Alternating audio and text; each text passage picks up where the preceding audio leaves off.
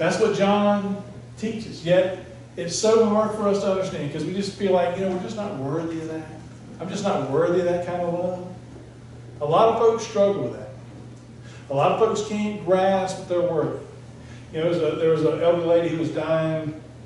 She was not doing well. She didn't have that much longer to live. And the pastor had gone to see her, and he was trying to explain to her how God loved her.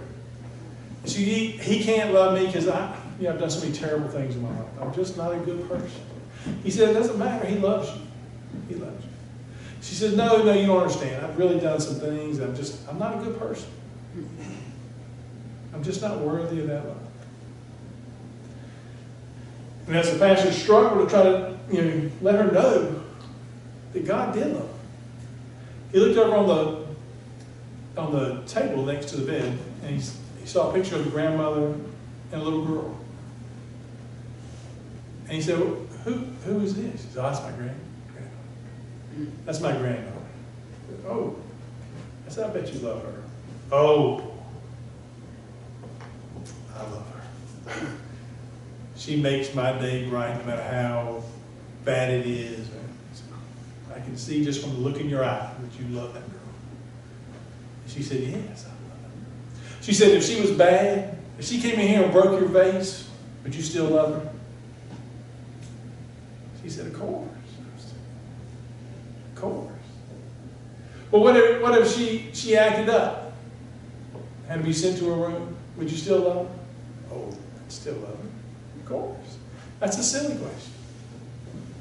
You say, well, why is it so hard for you to comprehend that God could love you? Because He loves you just like you love that child. He knows you're going to be bad sometimes. You may break the vase. You may act out. We're going to have bad days. But God still loves you. That is hard to grasp. And it's hard to fathom. Folks, that's the message that John brings. That's the transformation that John made from being that angry man, ready to call down the fireballs, being the narrow-minded man, ready to exclude people who weren't that sort of ambitious guy who just wanted to be on top, to a guy who came and tells us about God's love. So much so that, like I said, you can't help but see 3:16 and think John 3:16, for God so loved the world. Tradition has it as John got older, he had been exiled to Ephesus. The disciples would carry him to church, to the gathering every Sunday, and he would preach every Sunday. And he would get there and he would say the same sermon, which was simply this: little children,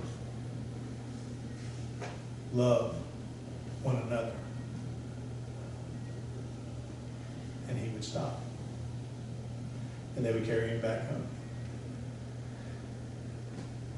And each week people would show up. And each week people would be disappointed. They would be like looking for these great words from this great man. And they would hear, little children, love one another. And finally someone asked me, said, John said, you preach the same sermon every week and it's just those few words, little children, love one another. Why, John? Why? Why won't you give us more? To which he replied, because that's enough. That is enough. We are beloved. We are God's children. He doesn't ask us to die on a cross. He asks us to love one another. Some of us would rather die on a cross than love one another. It's easy to love those who love you back, but you're called to love them all. Little children, love one another.